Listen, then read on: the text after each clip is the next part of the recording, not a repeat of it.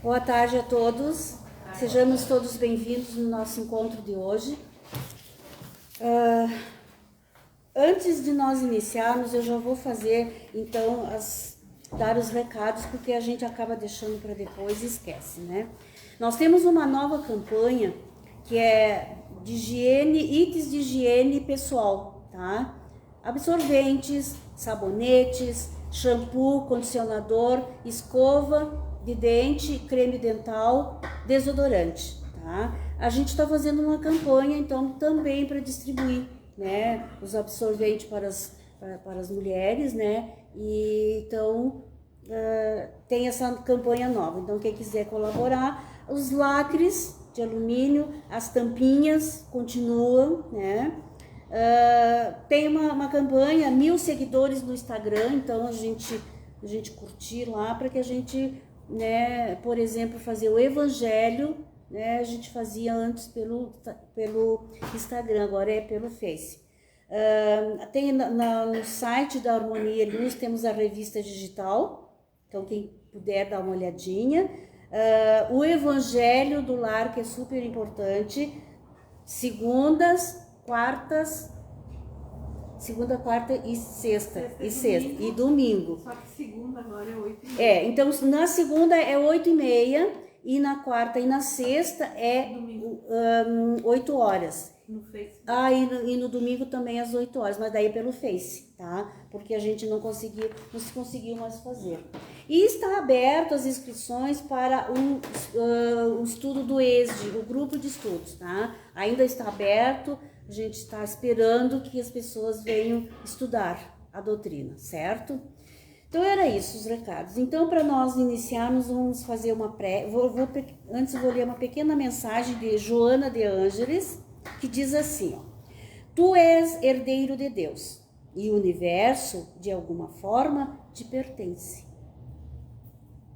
Então, a nossa responsabilidade com o planeta, com a natureza e com o universo, né? Pensarmos no universo com carinho, que também faz parte de nós. Então, vamos fazer a nossa prece.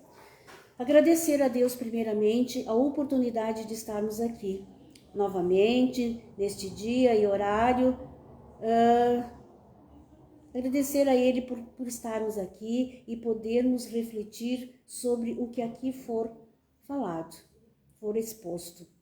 Agradecer a Jesus, o nosso irmão, nosso guia, nosso mestre, por sempre estar junto a nós, através dos seus ensinamentos. Agradecer aos espíritos protetores deste lar que aqui estavam a nos aguardar. Preparar um ambiente para nos receber, nos atender, mas tenhamos a certeza absoluta que eles estão aqui e que já estão nos atendendo nas nossas necessidades, nas nossas rogativas, que possamos ser merecedores de tudo aquilo que aqui viemos buscar. Então, agradecidos por tudo, abrimos os trabalhos de agora. Que a paz esteja com todos e que assim seja. Que assim seja.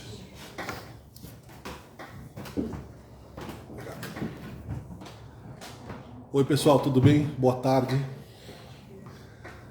Eu sou Miguel e depois da prece da Joana nós vamos então falar sobre espiritismo, que é... Deixa eu ficar aqui certinho aqui com a minha diretora de câmera aqui, tá bom? Então tá bom. Depois eu tomo um xingão, não perco o patrocínio. Exatamente, te concordo. Então vamos falar sobre espiritismo, né? Pelas redes sociais, fica gravado, é atemporal, mas também para gente que está aqui, tanto em corpo físico, já recebendo atendimento, quanto em corpo espiritual também, já recebendo atendimento. E o corpo espiritual é o perispírito, que já é estudado, né, há muitos anos, desde o tempo do Allan Kardec. Outras filosofias, religiões antigas, né, tiveram também essas visões, mas nunca tão popularizado e organizado e simplificado como o Espiritismo fez.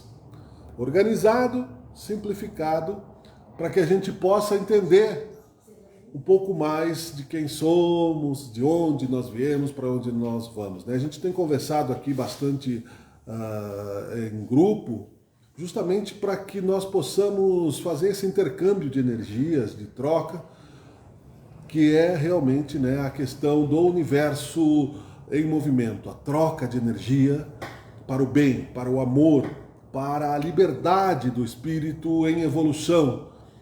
E a mensagem nunca é por acaso, né? A mensagem da Joana de Ângeles, que nós somos herdeiros de Deus e somos tão pequeninos, às vezes nos achamos, à medida que vamos compreendendo a grandeza de Deus, que parece que somos insignificantes, mas muito pelo contrário. Muito pelo contrário, a bondade e a misericórdia de Deus atinge o infinito, mais aparente, insignificante ou distante átomo das nossas células é organizado pela força da inteligência divina, a inteligência suprema do universo. Nós temos visto muitas coisas hoje em dia, nesse período, né, que nós estamos com esperanças de entrar na porta estreita de um mundo melhor, de mitologia, de coisas que são verdades, de coisas que não são, aproveitando, não é, muitas vezes a oportunidade de se criar pela inteligência artificial as imagens que estão nos livros, que podem até parecer distantes dos fatos que nós somos capazes de compreender. Mesmo que sejam verdades, a política universal, interplanetária, naves espaciais, anjos magníficos, disputas políticas, né, que eles falam de Jesus com Javé, com Lúcifer, com a grandeza dos universos, isso está um pouco distante do nosso presente agora e não é o que o Espiritismo, né, se presta a nos ensinar. Não quer dizer que seja mentira. Nós sabemos que existe, por exemplo, a política internacional, mas não somos especialistas. Se entrasse um diplomata aqui, a gente não ia saber nem como se expressar. Se entrasse até o Papa, a gente não ia nem saber como se dirigir a ele. Teríamos humildade, doutor, senhor, mas não saberíamos que linguagem, que termos técnicos, que... E só ia atrapalhar a nossa compreensão e nos dar mais insegurança. Quem é que está certo lá em Israel, no Hamas, nos Estados Unidos, enfim, nós não sabemos, nós não somos embaixadores desta grandeza do mundo como Jesus.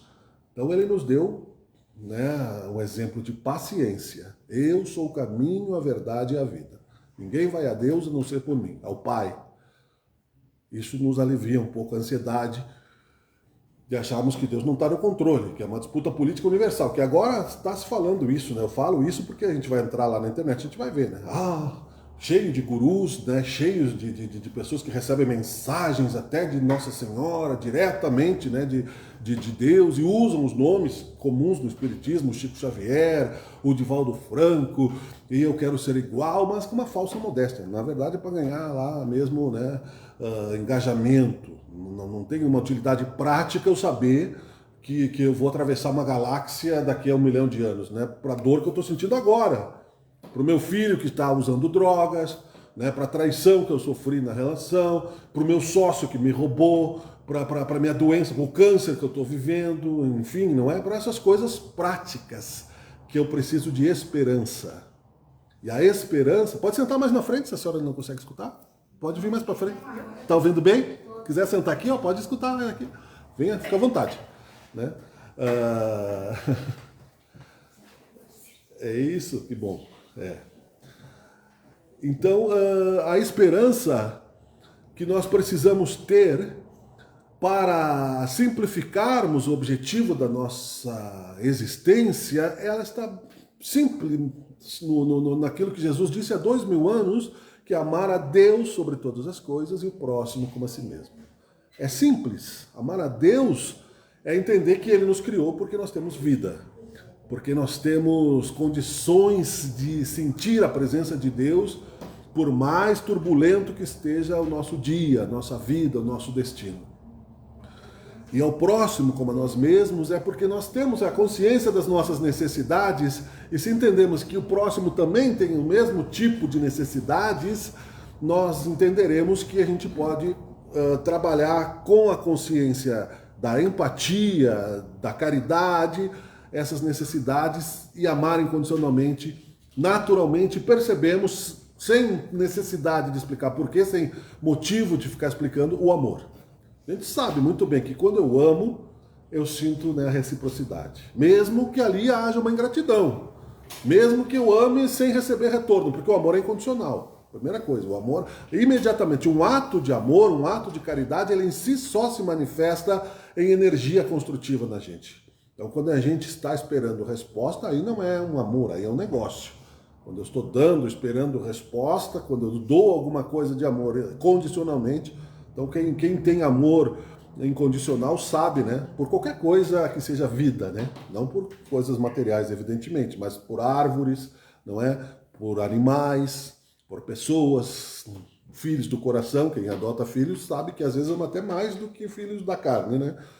Às vezes nós amamos os filhos da carne por orgulho e achamos que o resto da humanidade não merece o mesmo amor, né?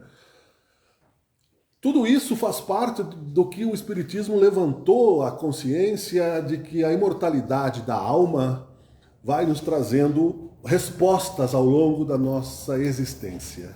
E que a nossa existência não é uma só. Tudo o que nós estamos vivendo, portanto, tem uma razão de ser. Todos os problemas, todas as soluções, todos os vícios e todas as virtudes que nós construímos e identificamos na personalidade que nós temos, faz parte de um processo de construção deste universo, que herdamos de Deus também, para podermos nos manifestar, e que nos dá o direito de ser quem nós somos, mais ou menos felizes num processo evolutivo, mais ou menos justos, mais ou menos bons, porque bons é só Deus, disse Jesus Cristo para os apóstolos, por que me chamais de bom? Né? Bom é Deus, né? Nós somos seres em evolução. Mas, porém, e eu quero trazer esse contexto inicial para uma questão de saúde psicológica, para uma questão de saúde emocional que é mundialmente reconhecida, que é a questão da automutilação, da violência contra si mesmo, da fuga do corpo, né, que é o Setembro Amarelo, ao qual nós estamos vivendo no mundo todo. A Organização Mundial de Saúde faz todo um balanço, todo um tratamento, toda uma estatística sobre isso, e nós temos, até corrigindo um dado que eu citei num outro momento, sobre o nível de suicídio no Rio Grande do Sul, é 4 por dia. Eu falei Brasil, é mais no Brasil. Eu vi uma entrevista segunda-feira sobre isso na Rádio Gaúcha, né? Nós é o maior, né? Pode em escutar. 2019, o Rio Grande do Sul era um recorde. Exatamente. De suicídios. Pois é. E não é somente pessoas adultas, são inclusive crianças, né? Por quê isso acontece? Né? Por que nós estamos fugindo da vida em qualquer fase? Isso está no Apocalipse, inclusive no processo do João Evangelista, que seria tão insegura a humanidade desta época, e é insegura porque a fé é vacilante, só por isso, que fugir do corpo parece uma solução para os problemas morais, éticos, sociais. Porque nós não fomos, por nós mesmos, não é? Autoconstruídos para sermos fortes diante do processo da reencarnação. Nós temos um propósito de estarmos reencarnados. Nós não temos a chave da saída. É um dos piores crimes que se comete contra o amor de Deus, e uma das maiores ingratidões é abandonarmos, né, a luta da vida achando que Deus nos abandonou. Achando que Deus não está no controle disso, que Deus vai nos deixar à mercê, né, dos inimigos, entre aspas, que também são filhos de Deus, que têm outra visão, maduras ou não, né, isso é outra questão. Jesus disse que quem o amasse com a humildade de seguir o seu exemplo não teria problemas em enfrentar a ingratidão, aquilo que os apóstolos enfrentaram, né, a incompreensão e outros problemas que a vida nos oferece, e que somente uma fé raciocinada e forte para nos dar persistência de seguirmos até o último segundo de nossas vidas. Eu vou repetir um exemplo que eu citei. Uma das filhas adotivas do Divaldo Franco era a irmã dele reencarnada, que na encarnação anterior, não é, se suicidou tomando veneno de rato, eu acho que foi, e ela reencarnou, apareceu como uma criança lá que ele adotou já na Mansão do Caminho, e ela dizia: Didi, sou eu voltei. Só que ela estava toda destruída, sofrendo muito ainda, e não completou aquela adolescência, era só Era só aquela infância, né? Mas ela sabia que era ela e reconheceu o Divaldo Franco. E ele, emocionado, né, reconheceu a irmã, que foi muito triste, inclusive, para a mãe, que abandonou o catolicismo porque o padre não queria rezar para aquela alma, né? Antigamente era assim, hoje não sei como é. Continua, né? Não havia nem sepultamento para o suicida, né? Não divulgam muito, né? Então, exatamente. Pode ser até maior do que a gente imagina. Então, o que houve nessa questão? Quando ela tomou o veneno de rato na encarnação anterior, ela feriu o corpo espiritual, o perispírito. Porque aquilo de mal que a gente faz pra gente no corpo físico repercute no corpo espiritual, que é um corpo que nós vamos usar neste planeta todo o tempo que nós estivermos encarnados neste planeta. Né? Que é como se traduz, né? O Allan Kardec teve o cuidado de dizer, né, chamou perispírito como se fosse lá uma planta, né, que tem o corpo espiritual, que é a nossa consciência, que nos dá vida, a centelha divina, o perispírito, que é uma ferramenta semimaterial, com uma matéria um pouquinho mais leve, que nós não vemos, que é invisível a esses olhos da carne, e o corpo de carne, que é formado no útero da mãe. O corpo de carne formado no útero da mãe, ele passa por um processo de administração do plano espiritual oriundo no ministério da reencarnação. Nós já vivemos muitas vidas. Então, numa delas, a última, né, que nós estamos vivendo agora, nós chegamos, nos inscrevemos lá no plano espiritual para reencarnar. Chegou a nossa hora, encontramos um pai, uma mãe, os psicólogos do plano espiritual. Nós temos uma carteira de identidade astral, que é o nosso nome lá no plano espiritual, que atravessa todas as vidas. E nos foi feito todo um projeto, um tratamento para que nós pudéssemos então fazer um planejamento de que encarnando através daquela mãe, daquele pai, daquela família, nós conseguíssemos, né, aprender a amar, aprender a perdoar e evoluir tanto emocionalmente quanto intelectualmente. Quantos anos? A irmã do Divaldo tinha se suicidado, portanto, né, ela se prejudicou, ela perdeu anos daquela existência, sofreu muito nos planos espirituais inferiores, reencarnou com sofrimento, era uma reencarnação complementar, portanto, viveu só um pouquinho. Então vai ser de acordo com o meu merecimento. Eu posso viver 100 anos numa vida, eu posso viver 20, eu posso viver 30, não importa o quanto, tudo é progresso. Só que o rebelde, como nós somos, acaba não entendendo isso, porque infelizmente isso foi cortado do cristianismo primitivo, sendo que os próprios hebreus já sabiam da reencarnação antes de Jesus.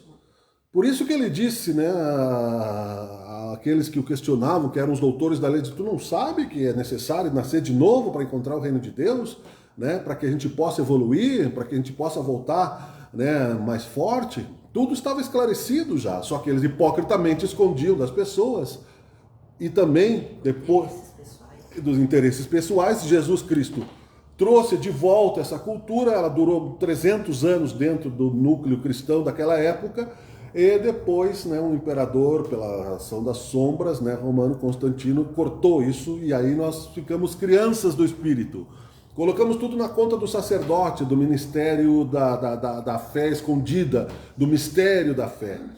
E aí, né, muitos acabaram negociando, inclusive comprando indulgências, comprando lugar no céu, achando que se podia pagar em dinheiro, né, em valores monetários, né, ou indulgências. Né, um sacerdote corrupto achava que poderia perdoar os pecados de alguém, sendo que Jesus disse, né, eu também não te condeno, não. Vai e não peques mais para que algo não te aconteça, mas não sou eu que vou te libertar. Tem um caso, inclusive, que Jesus curou 2 irmãos e continuou chorando, né, enquanto os apóstolos se alegravam, e depois os apóstolos perguntaram, por que choras, mestre? Né? Porque aqueles ali que eu curei vão cometer os mesmos erros e vão ficar doentes de novo, porque a causa da saúde ou da doença está em nós. Então nós enfraquecemos psicologicamente por rebeldia, por orgulho. Porque quando está tudo bem, eu estou satisfeito, né? Isso é egoísmo. Né? É egoísmo. Se está tudo bem na minha casa, se está tudo bem no meu círculo de relações, se está tudo bem no meu trabalho, a vida é uma maravilha. Se tem gente passando fome na África, não é problema meu. Se tem gente morrendo lá de genocídio, não é problema meu. Se estão cortando as árvores da cidade, não é problema meu, é problema do prefeito, é problema não sei de quem. E às vezes é mesmo, cada um segundo as suas obras. Mas eu posso ir um pouco além do meu bem-estar, da minha zona de conforto. Eu posso sair um pouco de mim e amar ao meu próximo como a mim mesmo pela lei de caridade, que foi consagrada, aliás, por Allan Kardec, que fora da caridade não há salvação. E aí a tentação do suicídio não vai me pegar na solidão, não vai me pegar pela obsessão do inimigo da vida passada que está grudado na minha aura querendo vingança, e enquanto eu estiver ouvindo aquela vingança, né, eu vou querer me jogar da ponte, como o próprio Divaldo Franco quase que aconteceu, né? Por pouco que ele não caiu na ponte, porque ele tinha inimigos também. Inimigos que são pessoas que buscam vingança. Estavam torcendo para que ele fracassasse e também para apagar a luz que ele construiria, né, dos encontros futuros que todos nós temos e não sabemos quando será. Então, isso tudo faz parte de um processo de crescimento espiritual, encontrarmos propósito para a existência carnal e que não seja apenas ganhar dinheiro, né? Que não é ruim, né? Claro que não é ruim ganhar dinheiro. Só que se eu colocar isso, né, na minha condição de sucesso, como se a riqueza fosse o único propósito da vida, eu estou condenado, né, à frustração. A frustração. Okay? A felicidade da pessoa depende do dinheiro que ela tem. Se eu colocar a minha felicidade nisso, né, é passageiro. Né? Robert Redford morreu, desencarnou 89 anos. E a gente estava assistindo lá uma vida de sucesso, merecia. Fez sucesso jovem, tinha um corpo bonito, era um galã, ganhou dinheiro, 89 anos, mas e aí? Ah, mas agora ele vai para o inferno? Não, vai continuar do outro lado, né? A gente não sabe se ele fez o mal, provavelmente não, né? Provavelmente sim. Então, quer dizer, nós temos que fazer uma associação de pensamento nessas questões de realidade, porque o Espiritismo soluciona muitas questões que nos trazem a propriedade de que nós não somos donos do corpo que nós habitamos. Nós somos usuários, usufrutuários. Nós estamos recebendo de Deus a oportunidade de viver num plano material mais denso, porque é mais pesado. Esse copo aqui não tem o mesmo peso no mundo espiritual. Um similar a esse, ele é mais leve, o poder do pensamento é mais forte. Eu preciso... Para levantar um copo como esse aqui, a gente move milhares de células do corpo que vem com a eletricidade do plano espiritual. O cérebro deu uma ordem, vai passar por todos os neurônios, para o meu braço, e se eu tiver algum problema, eu não vou conseguir. Né? Então veja como a ciência de Deus, né? Então é mais pesado.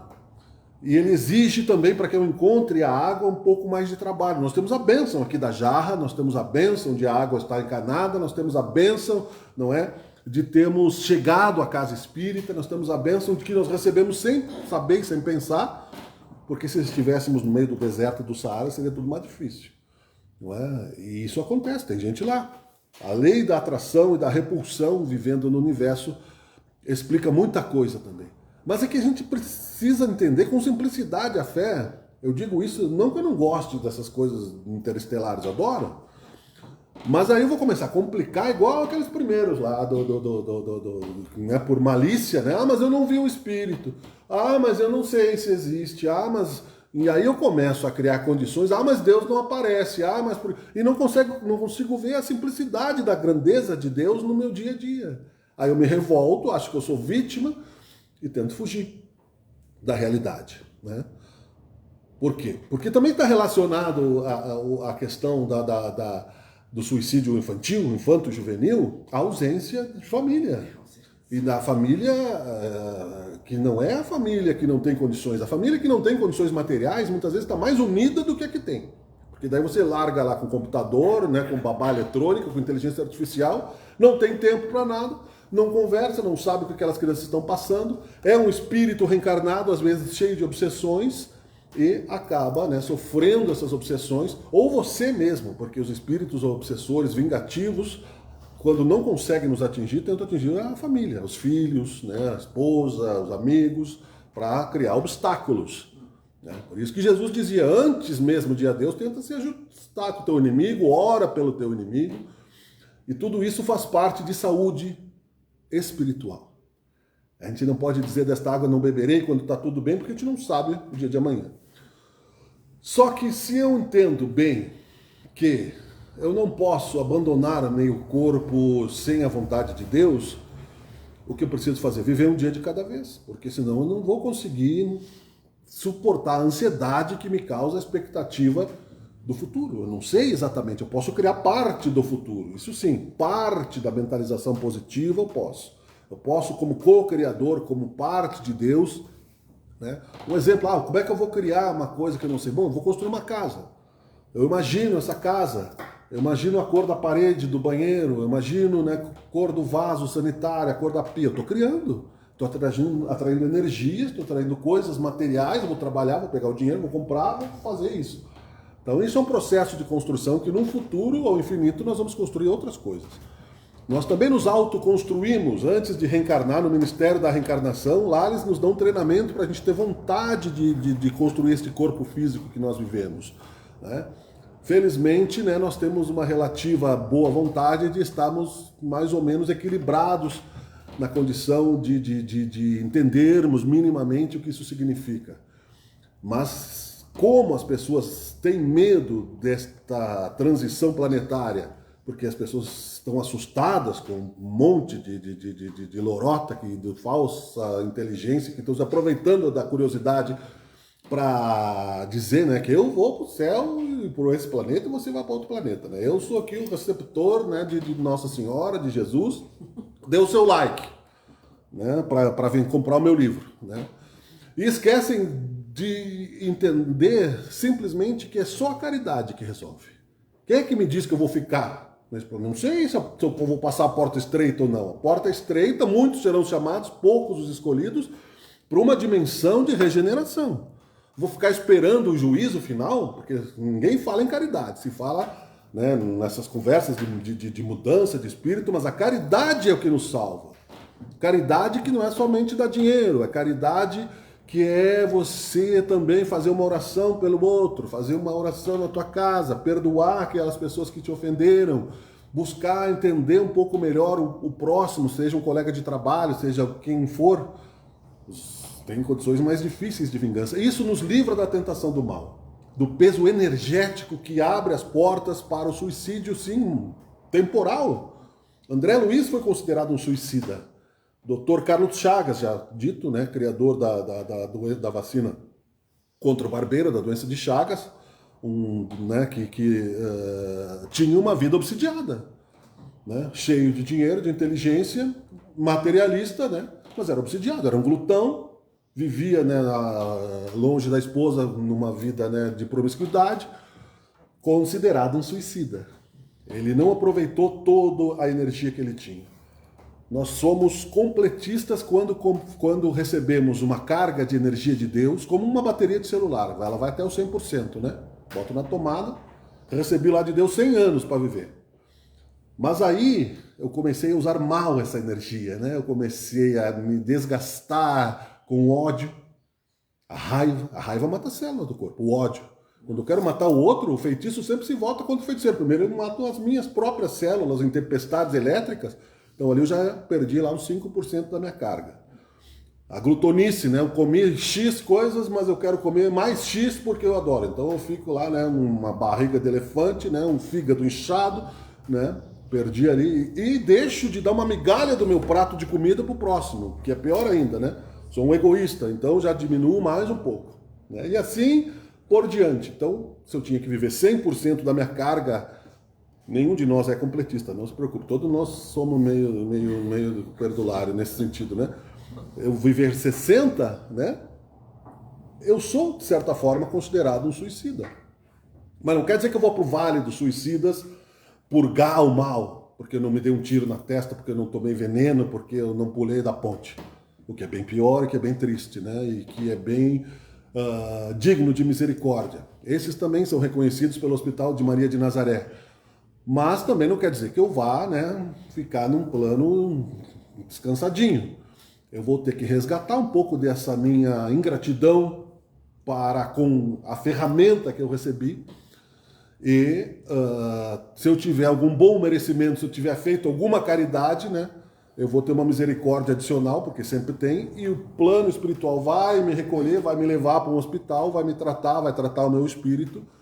Vou ficar lá no plano espiritual alguns anos, vou entrar de novo na fila do Ministério da Reencarnação e vou ter que voltar. Né? Então diz a Baísa Braga, para que eu vou morrer antes, né? Não sei se ela disse dela ou palavra de outros, né? Só vou ter que voltar. Que era o Chico Xavier que dizia, eu acho. Então vamos viver completamente essa encarnação, o máximo que conseguirmos, e para isso serve a medicina, por isso é que Deus permite a medicina, que a gente possa, né, trocar a catarata, porque a gente possa trocar a prótese do joelho, porque a gente possa trocar o fígado, o coração, né? O Faustão já é outro, daqui a pouco ele já volta, né? Como um robô, né? Só o Faustão. Que Deus ajude, né? Mas é um exemplo, claro. Mais proveito, né? Nós temos. Ele já trocou o coração, o rim 2 vezes e o fígado. E está vivo. E está vivo. Né? Então, claro, está ajudando a medicina, inclusive, né? Porque não... A gente brinca com a dor do coitado, né? Mas enfim, não é uma ideia que eu quis dizer, mas também temos a certeza de que quanto mais tivermos proveito da encarnação, não podemos diminuir nem na eutanásia que significa encurtar a vida daquela pessoa que está em coma, porque já não tem mais proveito nenhum, porque ali o espírito está meditando também coisas que podem mudar. Uma fração de segundo de pensamento, de arrependimento, muda um infinito. Pode, né? A gente não sabe quando floresce o perdão. A gente não vê quando a flor desabrocha, né? Mas dentro daquele coração odioso está forçando a centelha divina, vencendo aquele rochedo de ingratidão, de orgulho, de maldade. E uma lágrima, no segundo que ela acontece, ela muda o infinito, né? Então isso tudo faz parte da organização do universo, que nós não precisamos ficar sabendo das 10 bilhões de galáxias que já existem consagradas para saber que Deus existe, né? Porque aí vai ser realmente complicado explicar a presença de Deus para um coração que não quer enxergar. Se nós não encontramos Deus numa galáxia distante, né, nunca vamos encontrar Ele aqui, que é a mesma criação, o mesmo Deus. Tudo isso são motivos para não nos suicidarmos. A criança que é amada, ela não vai querer se matar. A criança é inocência, deixar vir a mim os pequeninos, né, porque dele é o reino dos céus, né? Ela provavelmente está abandonada à mercê de algum influencer digital do mal, né, que não tem responsabilidade nenhuma, que usa a ferramenta digital para falar de Jesus, de amor, de caridade, para falar, né, de... Agora tem, aliás, inclusive uma outra estatística de índices de suicidas que é uma aventura perigosa, já morreu um montão de gente, né, entendeu? Então, quer dizer, o adolescente é meio idiota mesmo, né? Eu também fui meio suicida, meio idiota na minha época. O meu anjo da guarda está me dizendo aqui, né? Cuida do que tu fala, Então, quer dizer, eu sou sobrevivente, né? Ele está me cobrando a conta. Por isso que eu estou aqui, aliás, né? Dando tributo em gratidão àquilo que o Espiritismo nos ilumina, que é a paciência, para concluir, a paciência de que, apesar da Terra ser redonda, a gente já sabe disso, calma. Hoje pela manhã eu estava indo levar minha filha na escola, e aí eu atravesso a Sirimboa, entro na Avenida Itália e vou até a 3 de maio, um pouquinho antes, na Vereador Mário Pesce, ela estuda no Emílio Meyer. E um carro costurando, entrando pelo corredor de ônibus, entrou para cá, entrou para lá. Quando eu cheguei lá, que eu tenho que dobrar à direita, ele estava do meu lado. Colocou em risco todas as pessoas, passou o sinal vermelho, podia ter atropelado alguém, cometeu um monte de infração de trânsito. Dentro daquele carro ele devia ter um tigre dirigindo com uma ansiedade terrível, causando energia na família, vai chegar no ambiente de trabalho porque ele tem pressa.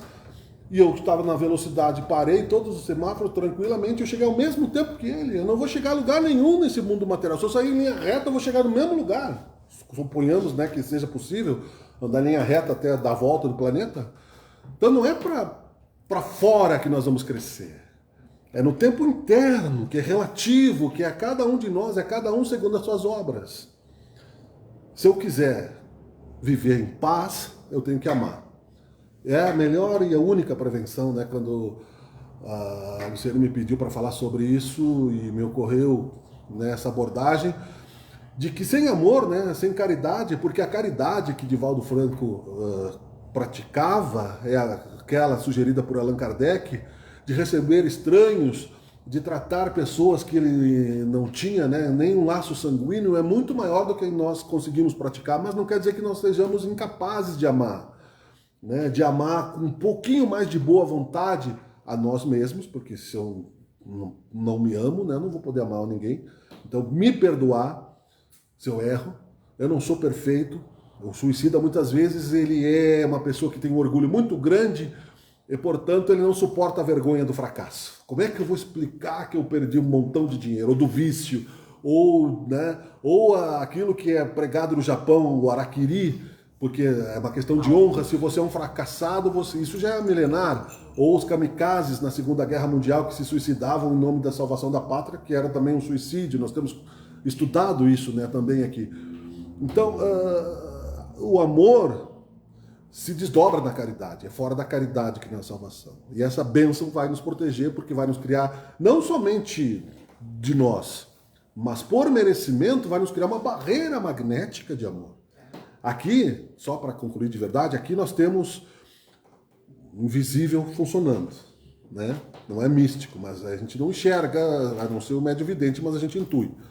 Então existem barreiras para que não fique uma esculhambação no plano espiritual, porque os espíritos estão trabalhando. Se eu tenho uma doença, recentemente eu tirei aqui uma manchinha de pele que nasceu no meu perispírito, que aqui foi, né? Inclusive, estranhamente eu sonhei que alguém estava queimando com um cigarro o meu braço uns 6 meses antes. E aquela mancha não saía mais. Né? Nós criamos a doença no mundo espiritual e ela vem para cá. Só que às vezes é também a própria doença que nós criamos é o que nos cura, né? Porque se a gente se a gente não se transformar, a gente vai se suicidar muitas vezes. Tem espíritos que nascem sem perna, sem braço, para não poder se matar. Porque costumaram a fugir. Tem um problema, eu fujo. Ou eu vou beber, ou vou me drogar, né? Ou eu vou virar seja o que Deus quiser. Tudo isso faz parte da fé construída com raciocínio e cada um segundo suas obras. Não quer dizer que isso nunca mais vai acontecer, mas para prevenir sem amor vai ser difícil. Né? Se nem Deus faz isso, nós temos que fazer a nossa parte e deixar cada um escolha o seu próprio caminho e que possamos receber com humildade e gratidão também a ação dos nossos anjos da guarda que nos deram muitas vezes o livramento de coisas que poderiam ter sido piores. Muito obrigado, Senhor, por nos dar esta oportunidade de entender o Espiritismo. Sabemos que é muito pouco tempo para falarmos mais profundamente reflexões que são filosóficas, mas por apenas indicações que estão no Evangelho e outras questões que o Espiritismo traz como cultura, não querendo ser melhor que ninguém, nos sejam amplificadas e, mais do que tudo, compreendidas, Senhor, em nossos corações, nossos sentimentos e na nossa vida. Que seja feita a tua vontade e que assim seja.